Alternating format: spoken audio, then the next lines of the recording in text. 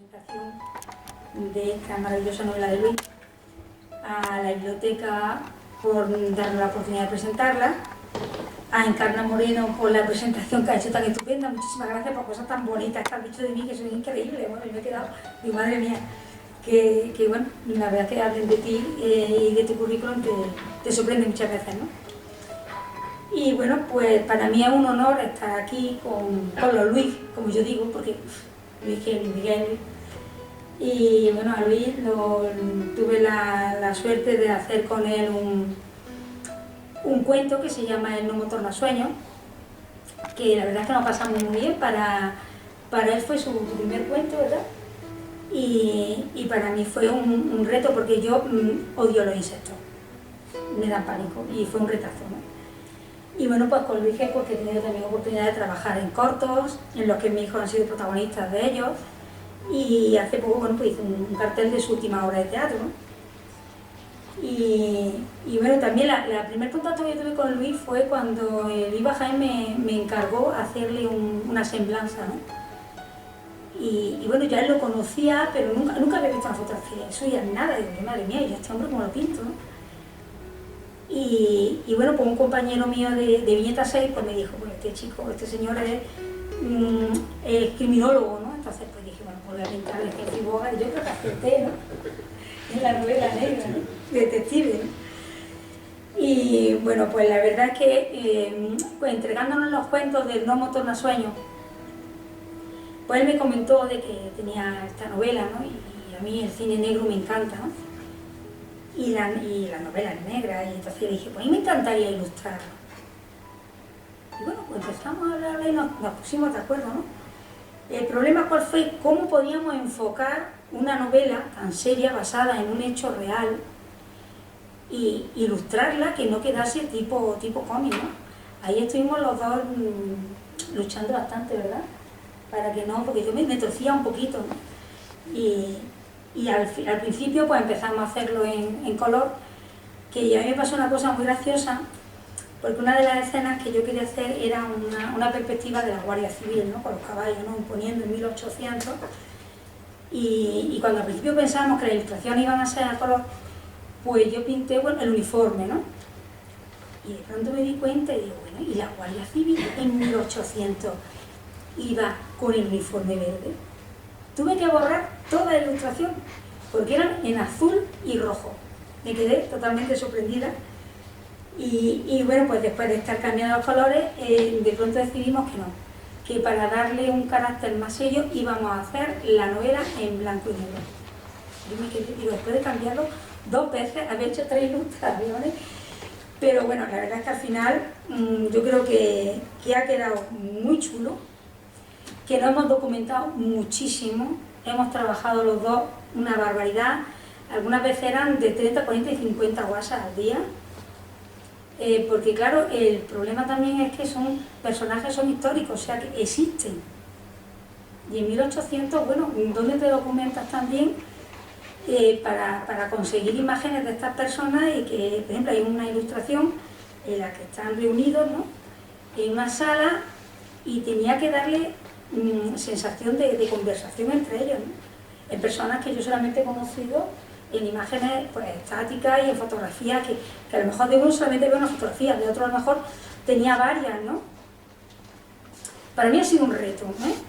Ha sido un verdadero reto, sobre todo el haberlo hecho en blanco y negro, y el que quedase, bueno, el que acompañase a, madre mía, Luis, es que es difícil.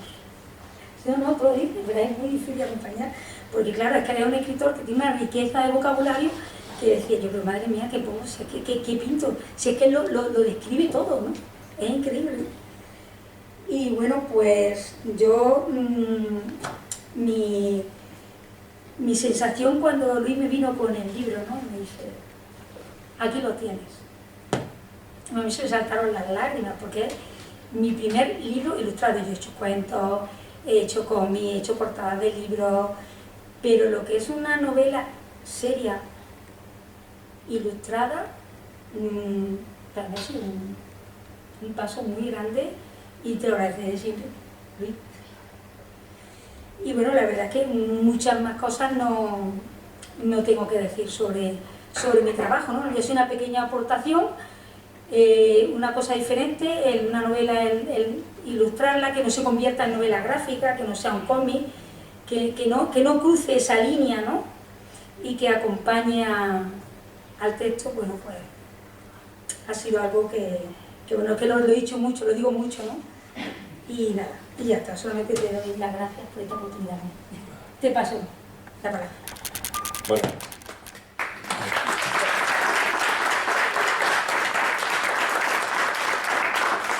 Buenas tardes.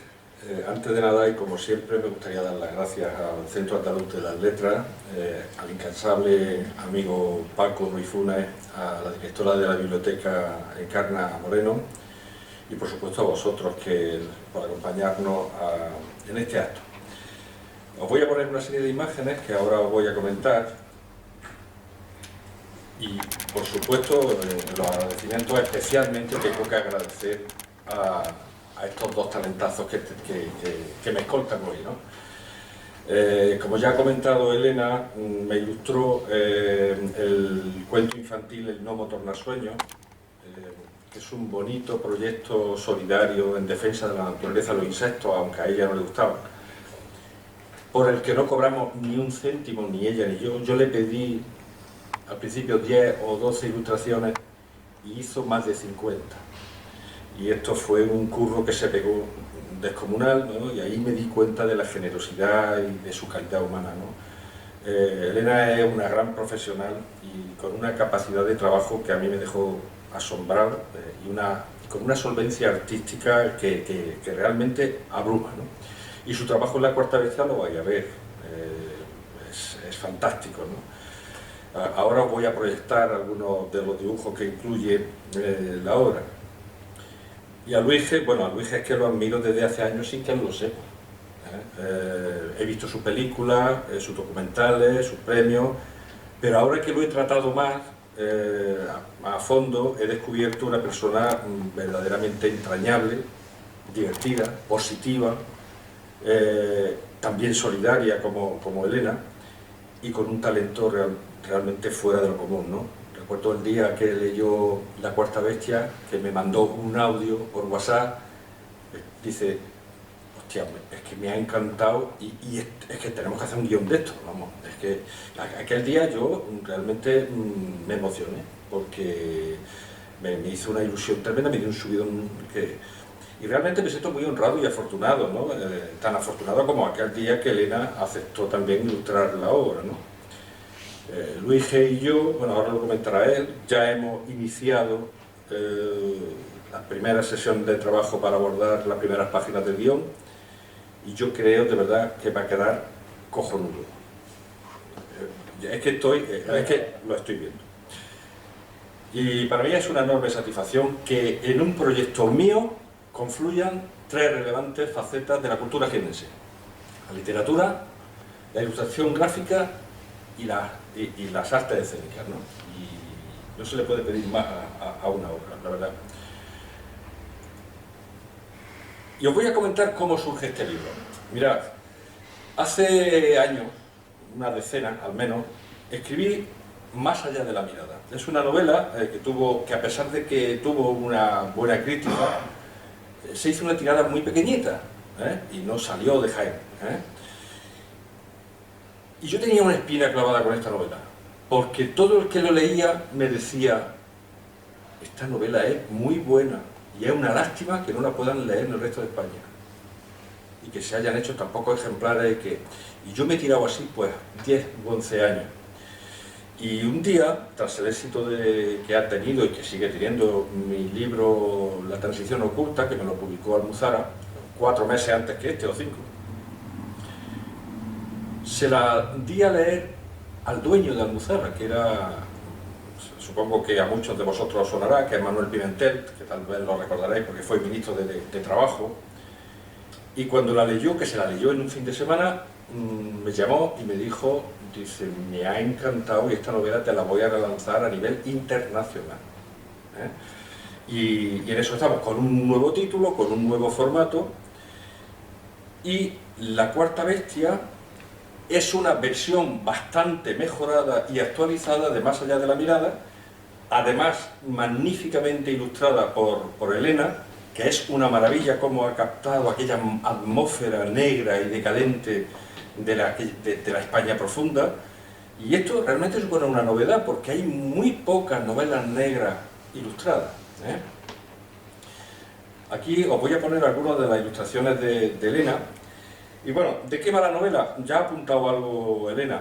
La Cuarta Bestia es una novela negra, pero también es una novela histórica, porque está basada en un hecho real, ¿eh? Un espantoso crimen perpetrado en 1898 entre la provincia de Jaén y Granada, que tuvo una enorme trascendencia, un enorme impacto a nivel nacional, que marcó un hito en los fastos de la criminalidad y que conmocionó a toda la sociedad española, que salió en todos los periódicos de España en 1898, que fue la comidilla.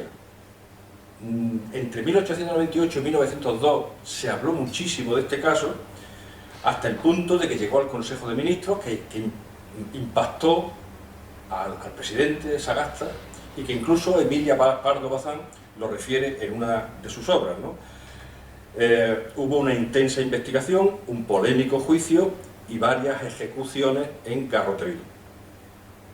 El caso realmente fue muy controvertido y polémico, se publicó, como digo, en toda la prensa, y alguien con mucho poder ordenó hacer desaparecer el sumario. Fue robado. ¿Para qué? Pues yo estoy convencido para que no se conocieran comprometidos detalles del suceso, que suponen un gran escándalo, lo que suscitó todavía mayor controversia en este caso. Se trata, por tanto, de una narrativa de no ficción o novela ensayada, porque los personajes, las fechas, los lugares y los hechos son rigurosamente ciertos, auténticos. Lo que demuestra, fijaos, que por mucha imaginación que tengamos los autores, los escritores, en inventarnos historias, desarrollando o liberando nuestra imaginación, la vida real va siempre un paso por delante. Siempre está por encima de la imaginación de los autores. Es increíble, ¿no? Y no deja de sorprendernos. Y el mérito de esta novela, como su éxito, creo yo, ha sido conjugar el rigor histórico de una historia real, presentándolo con la intriga y el suspense de un thriller. No es fácil, porque hay que ajustarse a los hechos reales. Claro, encorsetas, amordazas, limitan mucho al autor de esta manera. Y eso es un plus de dificultad. Mira, en el último tercio del siglo XIX comienza el interés por estudiar el delincuente. Hasta finales del siglo XIX no se tuvo ese interés. Aparecen las primeras teorías criminológicas que yo estudié en criminología, de Garofalo, de César de Lombroso. Por ejemplo, de Lombroso tenía unas teorías que buscaba el prototipo de asesino nato, basadas en la antropometría, en las medidas de la cabeza, en las medidas de los brazos, muchísimas mediciones, ¿no? Y estas teorías, por supuesto desfasadas a día de hoy, pero realmente pintorescas, salen en la novela y se aplicaron en aquel tiempo en el juicio contra los procesados. Por aquellos años, fijaos, estamos diciendo que ahora mismo la sociedad está polarizada, políticamente polarizada, y es cierto. Pero en aquellos años estaba todavía más. Por aquellos años estaba la muerte a la orden del día. Los anarquistas tiraban bombas, los jóvenes españoles se enrolaban en las guerras coloniales de Cuba, de Filipinas. Para que os hagáis una idea, solo en 6 años del sexenio democrático, en esos 6 años hubo una revolución, el asesinato del presidente del gobierno, el general Prim, una monarquía que duró 2 años, una república que duró 11 meses y además tuvo 8 gobiernos, un golpe militar y una restauración. Todo eso en 6 años. O sea, fue un tiempo convulso también en Europa, pero en España la situación se agravaba todavía más, ¿no? ¿Por qué? Porque estábamos a la cabeza en analfabetismo y pobreza. Aunque en aquellos años también aparece pues, el Banco de España, aparece la peseta, algunas modernidades como el ferrocarril, el fonógrafo, el teléfono y la pastilla de jabón, que ya era hora que la inventaran. Los españoles todavía estábamos lejos de abrirnos a la cultura, ¿no? Fijaos que por entonces había un 70% de analfabetismo en España, y en zonas como Jaén y Granada, que es donde se mueve esta historia, había más de un 80% de personas que no sabían leer ni escribir. Y esto, lógicamente, hace que las pasiones estén más sujetas a las emociones que a las razones, que a la razón, ¿no? Y el año que se cometió el crimen, que fue en 1898, fue de triste recuerdo para la historia de España. Aquel año Estados Unidos humilló a España, España perdió Cuba y las colonias de ultramar, España dejó de ser un imperio y Estados Unidos se convirtió en la primera potencia mundial. El desastre del 98, como se conoció, no fue sino un reflejo fiel de la crisis española marcada por el subdesarrollo, la injusticia social y la pobreza. Y en el ámbito rural, todas estas cosas se agigantan en una sociedad pues, profunda, hermética y muy religiosa. Las cuestiones de tierra, los litigios por las tierras, eran el origen de conflictos que van más allá de la razón hasta el punto de producirse situaciones realmente delirantes, como las que se describen en esta novela y que te ponen los pelos de punta. Era la España oscura, que nos recuerda las negruras goyescas reflejadas en las pinturas tremendistas de Gutiérrez Solana, de Darío Regoyos o de Zuloaga, ¿no? La España profunda, subyugada por la religión y la incultura. Pero la obra no solo aborda el crimen, también tocan interesantes aspectos colaterales, ¿no? Está escrita con una técnica conocida, que se conoce popularmente como flashback, ¿no? Es un recurso muy utilizado en televisión y en el cine, por eso es muy cinematográfica, en la que se alternan secuencias cronológicas de la historia trasladando la acción al pasado.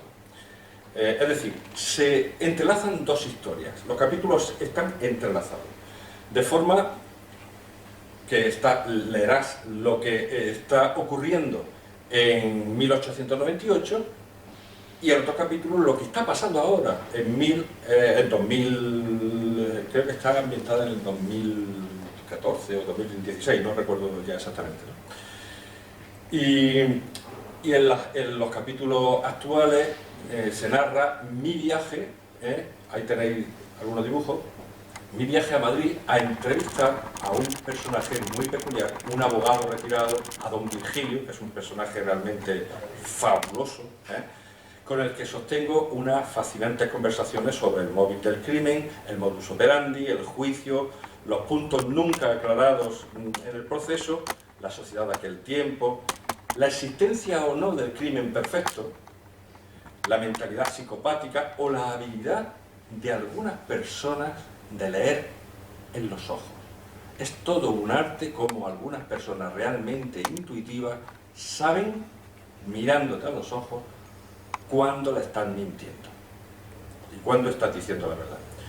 Y todo esto, en su conjunto, consigue mantener la tensión narrativa sin desviarse del relato principal y en ningún momento decae la atención del lector. Y yo realmente estoy muy satisfecho con el resultado. Javier Ors, el conocido crítico literario de La Razón, ha dicho de esta novela que es imposible dejar de leer, que si entras no podrás salir. Y es cierto. Yo me esforcé mucho en esta característica de la obra. La novela te atrapa, te mantiene en vilo desde la primera página y no puedes dejar de leer, y además sabiendo, y te emociona, porque encima sabes que todo eso ocurrió de verdad. Y eso te conmueve, ¿no? mantiene elevada la intriga y el suspense hasta que se desvela el asesino o la asesina. Y el factor sorpresa juega un papel determinante, además del análisis de los aspectos más oscuros y desconocidos del caso, ¿no? Es que no puedo contar más. No. Yo creo que ya cuesta mucho, pero porque es que no las voy a destripar, ¿no? Además tengo que medir las palabras. La editorial Almuzara ha apostado fuerte por esta novela, se ha distribuido a nivel internacional, como he dicho antes. Ahora mismo está en todas las librerías de España, en todas las grandes superficies, y además se ha empezado ya a distribuir a Hispanoamérica. En estos momentos se está traduciendo al inglés y esperamos que pronto se edite en países de habla inglesa. Y hace unos días he estado firmando ejemplares en la Feria del Libro de Madrid, que ha sido una experiencia realmente fascinante. Ahí os dejo alguna fotografía, con un ambiente, a pesar de las limitaciones de aforo, que es sorprendente, o sea, es sobrecogedor. La Feria de Madrid es tremenda, ¿no? Y una excelente noticia es que en estos momentos Luis G. Moyano está trabajando en un guión cinematográfico, pero bueno, eso que lo cuente él. Yo termino ya, pero una última cosa, antes de cederle la palabra a Luis G. Es que siempre me preguntan que por qué el título, por qué La Cuarta Bestia. Mira, La Cuarta Bestia es una visión apocalíptica del Antiguo Testamento, es una cita literal obtenida que se encuentra en el capítulo 7 del libro del Antiguo Testamento, del libro del profeta Daniel, que dice literalmente así: y vi una cuarta bestia, terrible, espantosa, extraordinariamente fuerte, tenía enormes dientes de hierro, comía, trituraba y lo sobrante lo pisoteaba con sus patas. Era diferente a las bestias anteriores y tenía 10 cuernos. Esta cita se va a convertir en una de las pistas en que se van a apoyar los investigadores para dirigir el éxito, para alcanzar el éxito de los autores, ¿no? Por mi parte nada más, os recomiendo que la leáis porque verdaderamente os va a impactar, ¿eh? Le cedo la palabra a Luis G. y abrimos un turno de preguntas si os parece. Muchas gracias.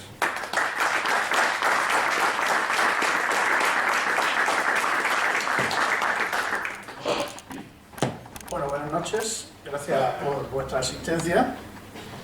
Gracias a Elena por su arte, por su maravillosa sonrisa y su maravillosa familia. Y gracias especiales, yo no le voy a llamar Luis, ni Luismi, ni Luis Miguel. A mí me gusta llamarle Sánchez Tostado. Bien pronunciado, bien vocalizado, porque tiene una sonoridad que me gusta. Suena y se masca cine en ese apellido, Sánchez Tostado. Bueno, pues gracias a Sánchez Tostado por dejarme su libro y por darme la oportunidad de poder navegar en él.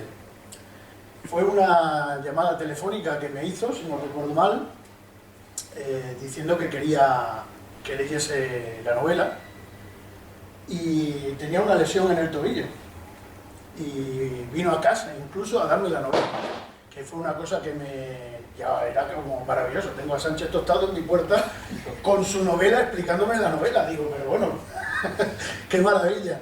Y yo allí pues medio en pijama, cojo por una lesión, digo, vamos, un esperpento, después de esto no va a querer que yo haga nada con esta novela. y bueno, yo soy muy lento en la lectura porque me gusta echar 3 páginas adelante, una atrás, 5 adelante, 2 atrás. Y tardo más de la cuenta porque es una novela que se lee muy fácil, muy rápido, porque una vez que empiezas no puedes dejarlo. Es una pequeña droga porque está bien escrita de principio a fin. Y una vez que terminé la primera lectura, reanudé una segunda lectura. La primera lectura pensando en literatura, la segunda lectura ya pensando en el audiovisual.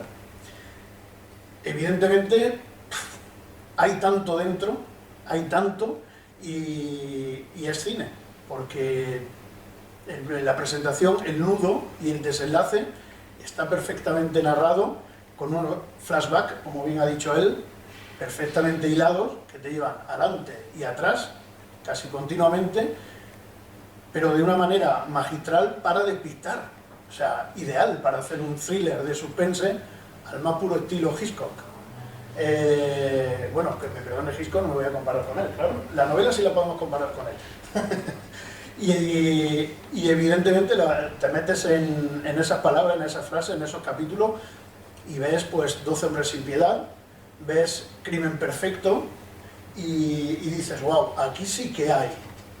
Aquí sí que hay bastante para hacer cine. Soy muy fan de las películas de juicios y creo que es la parte más maravillosa que, para mi gusto, que tiene la novela. O sea, todo ese juicio y todo lo que hay de ahí, magnífico. Insisto, y con flashback, y con un personaje que me tiene enamorado, que es Don Virgilio. Como no se puede contar más allá, porque sería cargarnos la novela, pues nada, decir que la leáis y que veréis una película leyendo. Y espero que veáis la película y volváis a la lectura. Nada más. Bueno, me dice lo del guión, evidentemente no dudé en ponerme a escribir un guión. Cuando hablé con él no había ninguna duda. Llevamos 20 páginas escritas y en breve tenemos un guión, pero como ha dicho la palabra mágica, cojonudo. Así que yo espero que la próxima vez que nos veamos todos juntos sea en la loma viendo la película. Bueno, ¿alguna pregunta?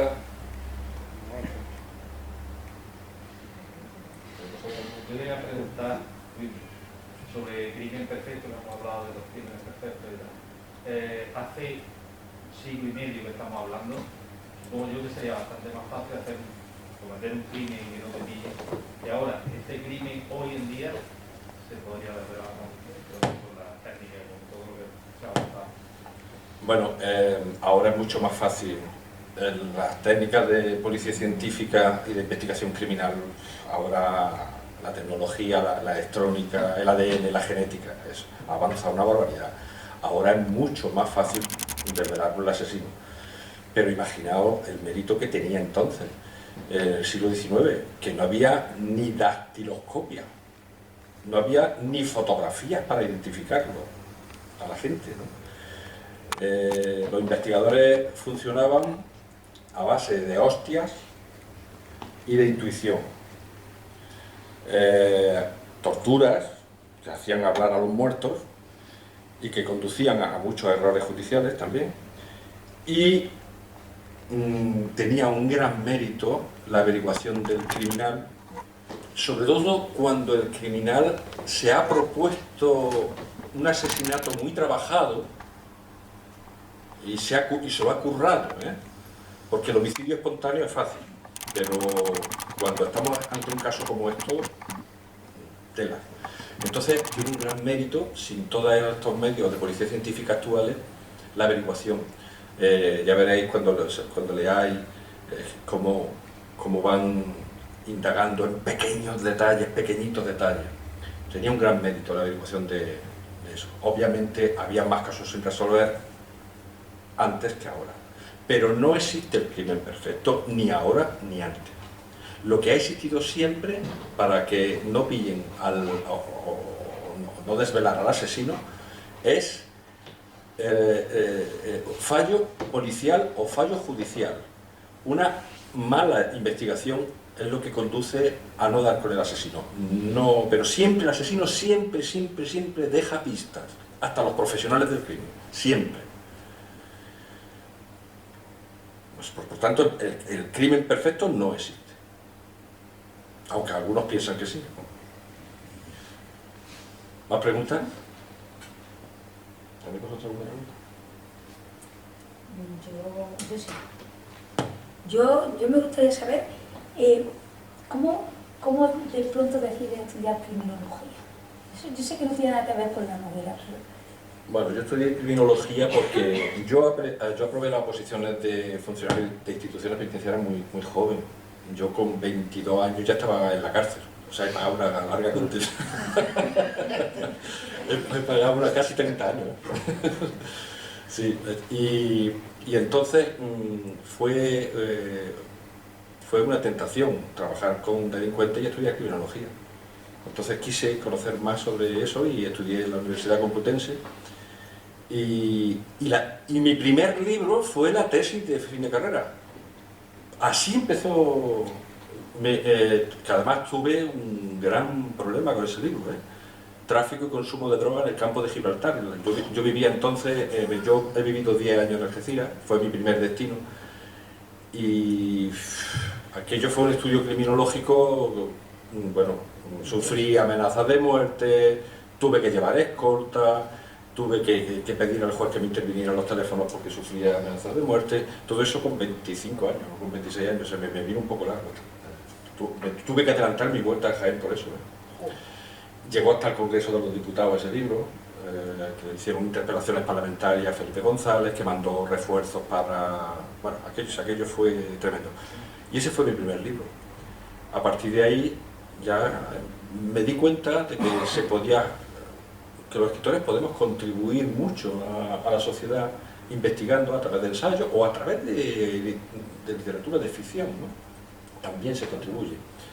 Y estudié criminología para eso, pues, para conocer mi medio y también una forma de ascender en instituciones penitenciarias.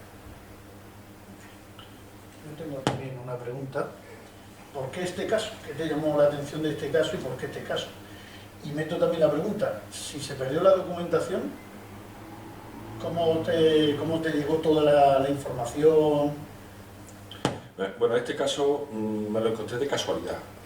Yo estaba investigando sobre la figura del mítico guerrillero Cencerro, de Tomás Villén, en Castillo de los Gubín, y yo estaba entrevistando, estoy hablando de hace 15 o 16 años, estaba entrevistando a personas muy mayores, ya están todos muertos, pues ya los que lo entrevistaba eran los más viejos del pueblo, eran 90 y tantos años, casi 100 años, y hubo una mujer, ahora mismo no me acuerdo el nombre, pero está en la novela, hubo una mujer que me dijo, dice, si en mi pueblo ha pasado cada cosa, y me contó una historia de años atrás, de 1898, que yo no sabía, y cuando me lo estaba contando yo no daba crédito, lo encontré tan fuerte, que yo digo, ¿y cómo es posible que nadie haya escrito sobre esto? Entonces lo anoté, y cuando ya terminé el libro de Cencerro y se presentó, me fui a buscar información. ¿Cómo la encontré? Si habían robado, efectivamente, robaron el sumario. Pues fui a la Chancillería de Granada, que fue donde se celebró el juicio, que es uno de los edificios estos tan bonitos que ha dibujado, que habéis visto, que ha ilustrado Elena. Y allí me dijeron que el sumario estaba desaparecido, pero había un documento original que era la sentencia. La sentencia sí se conserva, íntegra. Y entonces me fui a la Hemeroteca Nacional de Madrid a buscar todo lo que se publicó, en el Heraldo, en fin, en toda la prensa de 1898 hasta 1902. Y encontré mucho. Ahí me encontré todo lo que a ti te gusta, del juicio, las declaraciones, los diálogos, lo que decía el abogado, lo que le respondía la acusación, lo que le respondía, hasta las interrupciones del presidente del tribunal. Y está ahí, porque se escribió muchísimo sobre este caso, pero cayó en el olvido. Cayó en el olvido, creo que deliberadamente. Y no voy a decir por qué. Claro. Cuidado. Hasta ahí podrás. Hasta ahí podrás. ¿Alguna pregunta más? Ahí. Sí. Sé que el guion está comenzando, pero ¿lo ves como una película o como una posible serie tipo nórdico, de estos de 6 o 8 episodios, donde te recrea un poco más los personajes y te dé un poquito más de ascendencia a que sea una película que dure 90 minutos? Pues yo soy muy denso, ya lo he dicho, muy lento, pero soy más de película que de serie. Ahora mismo lo que se está escribiendo es un guión cinematográfico para película, porque esa ilustración tan maravillosa de Elena, cuando las veo, es que me la imagino en cine, una película negra de juicio y que te deja atrapado durante 2 horas además en un cine, no en el salón de tu casa, sino en el cine, bien cómodo, en pantalla, cine negro, cine clásico, que por desgracia cada vez hay menos, cine negro, de juicio, y digo, esto es una película. Yo sé que lo que más vende ahora es la serie, ahora hacen series de cualquier cosa, pero de momento está siendo un guión cinematográfico. Luego llegará una productora y dirá, adaptar. Y a lo mejor habrá que adaptar, pero en un principio pienso en Hitchcock y eso es cine. Mira, has comentado antes que la novela tiene de policíaca, thriller, novela histórica. ¿En qué género la encuadrarías si tuvieras que...? Es que es difícil encasillarla porque cuando la novela... Las novelas suelen ser ficción todas, pero cuando la novela... Juan Eslava utiliza también mucho la novela ensayada, es decir, es hacer una novela de hechos reales. No es un ensayo, pero es una novela porque obviamente hay que meterle ficción, porque los diálogos entre los personajes no están escritos en ningún sitio, eso me los tengo que inventar, los tengo que deducir yo, para ir superando etapas, ¿no? A mí me gusta novela de no ficción, fíjate, novela de no ficción, novela basada en un hecho real. Sí, hay novelas así, ¿eh? ¿Que no te inclinas más hacia un género? No, lo que pasa es que yo soy fundamentalmente un ensayista. Yo de 37 libros, pues por lo menos 30 son ensayos. Entonces, esa es mi especialidad. Pero yo cuando me encontré este caso, digo, podría haber salido un ensayo, pero es que me pasó como a ti, es que esto yo lo veía en novela negra. Yo lo veía, digo, esto tengo que darle yo suspense, y esto voy a dosificar la información al lector y voy a meterle le voy a crear suspense, le voy a crear intriga y la verdad salió muy bien. Pasa que ya te digo, tenía esa espinita clavada porque es que todo el mundo que la leía. Pepe, ¿tú te acuerdas de esa novela de Más allá de la mirada, creo, no? Y me lo decía la gente y me quitó la espinita, de verdad, me ha dado una alegría tremenda. Es como ese tipo de película, ¿no? Que dice, basada en hechos reales. Sí. Esa película, esta sería así, basada en hechos reales, aunque luego te cuente un Alfred Hitchcock o un thriller de suspense. Hay un personaje en la novela... Cuidado. No. Hay un personaje... No, pero esto sí se puede decir. Hay un personaje que es muy bonito, a mí me gusta mucho, que es la mujer del juez, ¿no? De uno de los dos jueces. Y esta mujer es lo que yo decía antes, tiene el arte de leer en los ojos, ¿no? Y os voy a leer un fragmento que habla de lo que piensa su marido, ¿no? Dice: Dolores decía que podía deducir el estado de ánimo de la gente y su conexión con la realidad observando con detenimiento los ojos, escudriñando más allá de la mirada. Hablaba del mirar seductor de los enamorados, del ator del deseo cuando se baja el mentón y se mira con apego más tiempo de lo habitual. Entonces los ojos relucen con el fulgor de 1.000.000 de soles y desprenden anhelos concupiscentes y un amor desinteresado e infinito. Están las miradas lúbricas con recorridos de hito en hito, deteniéndose en las zonas voluptuosas que la vestimenta sugiere. Otras veces hablaba del mirar desconfiado de los que padecen incertidumbre e inseguridades. Esos, decía, no lo hacen de frente sino de costado, observando atravesados de soslayo. También le hablaba Dolores de las miradas vacías, sin color ni expresión, perdidas y extraviadas, que no observan al interlocutor sino al suelo o al infinito, o la mirada esquiva que delata al que teme ser descubierto por secretos que su conciencia reprime, o la que siendo turbada es fruto junto al rubor de las mejillas de una gran timidez por su personalidad apocada, o aquellas profundas, prolongadas, cálidas y suaves de los corazones sin mácula, o las desdichadas de ojos sufridos por un penar silencioso, miradas que matan, desafiantes de ceño fruncido y dientes apretados, miradas de amor y ternura, de cabeza inclinada, de ojos líquidos y sonrisa verdadera que pregona esperanzas y proyectos. Miradas cautivas, mirar pujante que oculta mentiras, porque no son pocos los ojos que transmiten lo contrario de lo que dicen las palabras.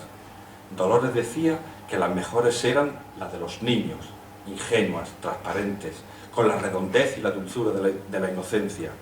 Repetía con frecuencia el proverbio árabe que afirma que quien no comprende una mirada tampoco comprenderá una larga explicación, y aseguraba que bastaba solo una mirada para desvelar un secreto, porque los ojos lo dicen todo o aun cuando no dicen nada, porque jamás están en silencio. Este es un párrafo especialmente hermoso que habla de que hay personas así, ¿eh? Hay que darle más importancia a las miradas que a las palabras. Sí, yo quería, me interesa como criminólogo, me interesa, y bueno, ya que has nombrado a César el Lombroso y a toda esta gente que se basaba en teoría antropométrica, se ha quedado algo en la criminología actual. Y luego, claro, estamos en una España pues terrible, tremenda, donde hay una élite quizá y luego pues un pueblo absolutamente abandonado en el campo, tal, y viviendo como puede, ¿no? Entonces, bueno, a pesar de que se ha escrito mucho, ¿cuándo vais a investigar quién mató a Prim? Bueno, que está reciente como para... la primera parte, ¿verdad? Sí. Bueno, sí, la teoría de lo de Lombroso, aquello fue... Es que entonces no existía nada. Lombroso a finales del 19 empezó con sus teorías de antropometría porque se pensaba que el asesino nato tenía que tener un perfil diferente a la gente que no lo era. Y entonces estudió miles y medía el cráneo, entonces llegó a unas conclusiones que hoy por hoy se han desmontado completamente, del asesino nato que se llamaba, ¿no? Y entonces hacía, fíjate que hasta poco antes de yo aprobar las oposiciones, todavía se hacían mediciones en las cárceles que eran inútiles, mediciones de la brazada, de cuánto medía, hacer el cálculo de cuántas cabezas tiene tu cuerpo, si son 7 o 7,5 u 8, para nada. Pero esto era una rémora de aquella criminología obsoleta, ¿no? Hoy en día se sabe mucho más del delincuente gracias a los estudios psiquiátricos, a los estudios de psiquiatría criminal y de psicología forense, o de psiquiatría forense y de psicología criminal. Que ahí es donde está el problema, y en la influencia social, la herencia social, porque el delincuente, algunos nacen porque hay algunos problemas genéticos, hay el síndrome del triple I, creo que se llama, o triple X, que tiene una mayor agresividad, pero esos son una pequeña minoría. El delincuente se hace en la sociedad. El delincuente, el 90-95% tienen una gran descadencia. Han visto a su familia el crimen, han visto la ilegalidad, han tenido carencia afectiva, han tenido carencias económicas, han tenido carencias de todo tipo, incluso en la gente pudiente, con medio económico, también han imitado al padre que maltrata, o también, en fin, el ser humano es muy influenciable desde la infancia.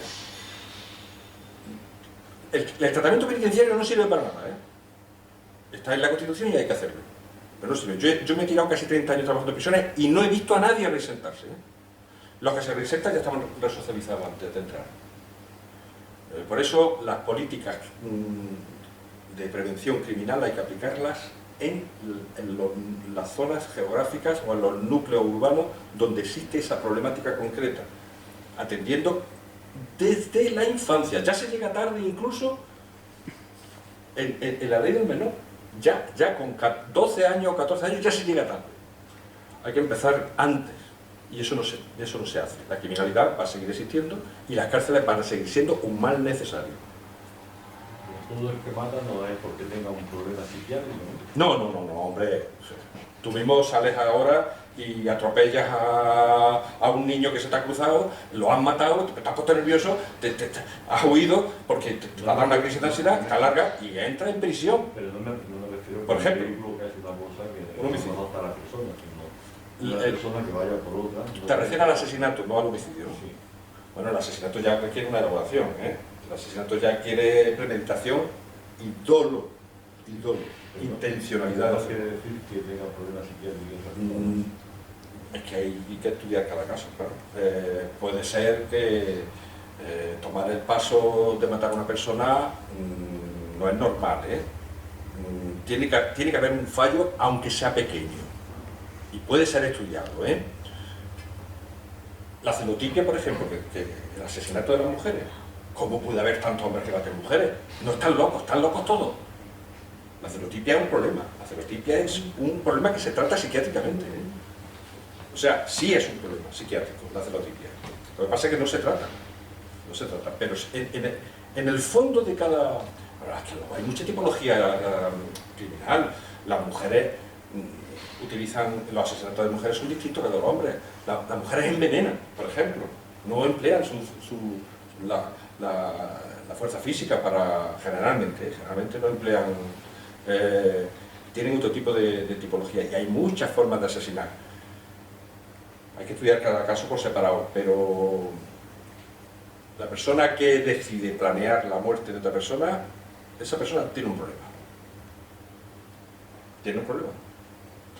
La ausencia de valores y no saber aplicar la frontera del bien y del mal, ya tienes un problema. Un problema psiquiátrico, un problema psicológico, un problema social, un problema de lo que tú quieras, pero ya hay un problema.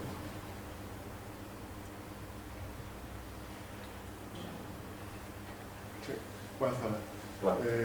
¿Cuándo y cómo decides utilizar la técnica esta de flashback para introducirla en la novela en lugar de contar la historia de 1898?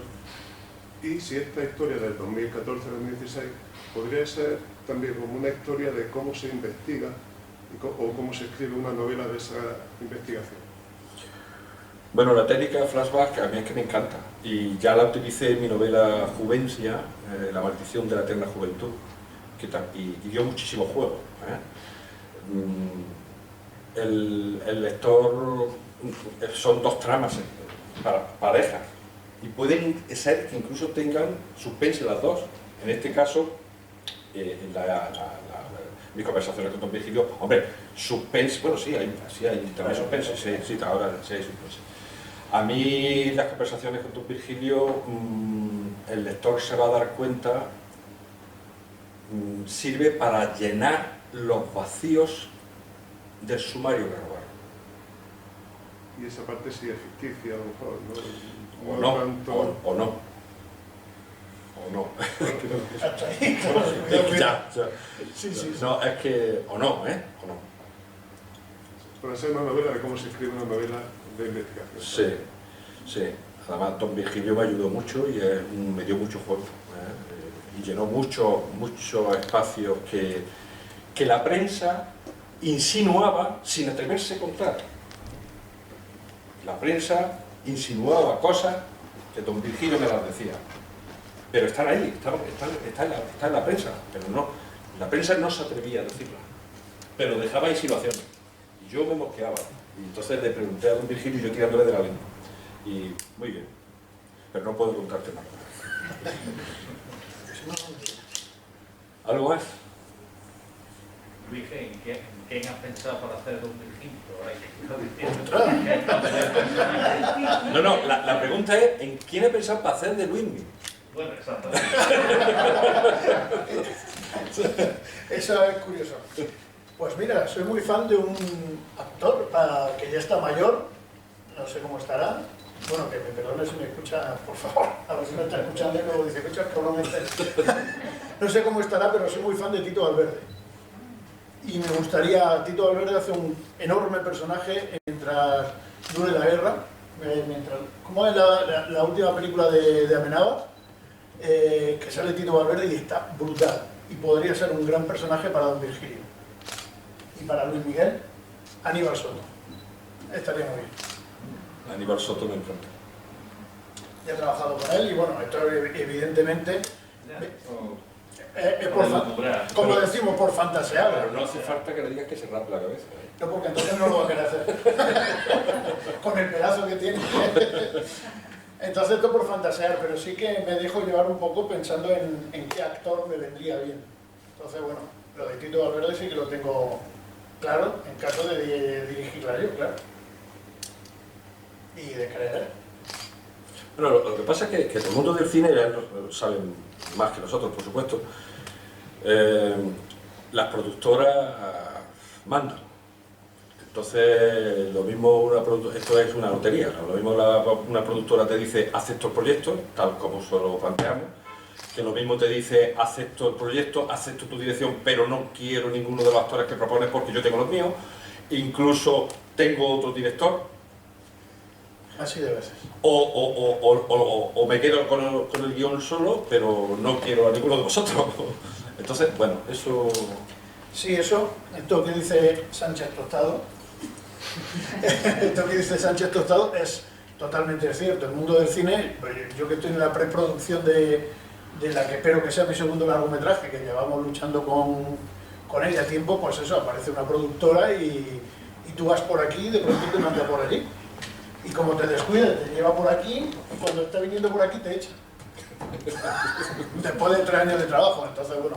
No es el caso de esta película que espero hacer y espero que con esta tampoco, pero claro, cuando llega el que tiene la pela, pues como casi en toda la vida, pues dirá, bueno, pues no quiero a Tito Valverde, ese hombre está muy mayor, yo quiero a mi primo, que no lo ha hecho nunca como actor, pero es mi primo. Y eso funciona así. Así que si alguien tiene millones, que nos lo diga en ese momento para invertir en el cine. Eso. Muy pocos directores podrán decir, que digo que muy pocos directores podrán decir, yo voy para adelante con esto y se me respeta por las productoras. En España, por desgracia, muy poquito. Estamos en un país muy difícil para el cine porque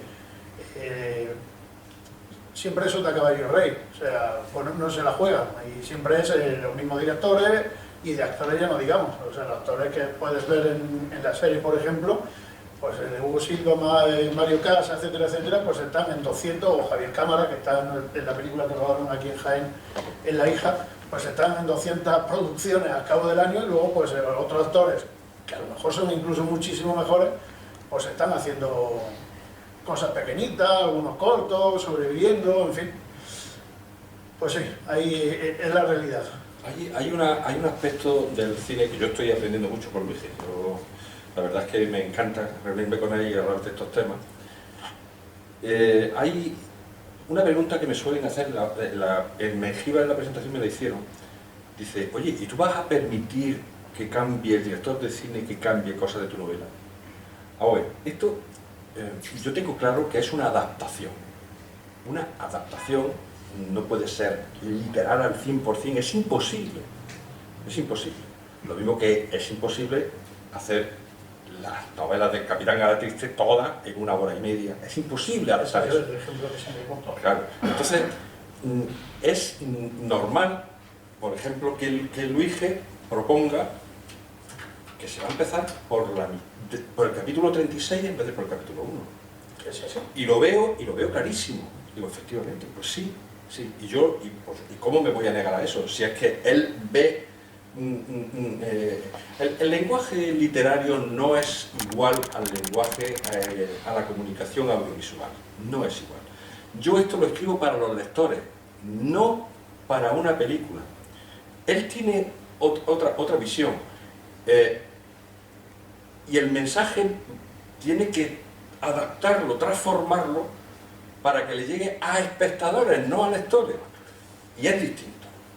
Y juega con unos recursos distintos. Yo juego con el vocabulario y es con las imágenes y con otro tipo de efectos. Y cuando veo yo el guión, que cambia cosas, hombre, sí, es la misma trama, pero distintas formas de plantearla, algunos cambios, yo lo veo totalmente lógico y a eso no me puedo negar. Es que es una pregunta que me suelen hacer con frecuencia. Sí, yo siempre utilizo el ejemplo que él ha dicho, yo que soy bastante fan de Pérez Reverte, pues hizo esa maravilla que es El Capitán Galatriste, y claro, ves la película española y es que quisieron hacer 5 novelas en 1 hora y media. Pues oiga, pues evidentemente se te va a quedar coja por todos los sitios. Y para colmo el protagonista del Siglo de Oro español te evoca un medio argentino, medio estadounidense, que dice, pero bueno, es que no hay actores españoles. por muy famoso que sea Viggo Mortensen, bueno, pues te la adaptan y te pueden destrozar la novela. En nuestro caso, espero que no destrozársela para que nuestra amistad perdure. y sí que evidentemente él lleva un ritmo y la novela, o sea, perdón, y la película tiene que llevar otro. O sea, el de la novela es buenísimo, pero el del cine tiene que ir por otro lado para que también sea buenísimo. Es difícil, es complejo, pero yo estoy muy contento porque es que la novela te da mucho juego, esos flashbacks y demás, es que es cine. Muy bien, pues si no hay más preguntas, damos por concluido este acto. Os agradezco mucho vuestra presencia y os animo a que leáis.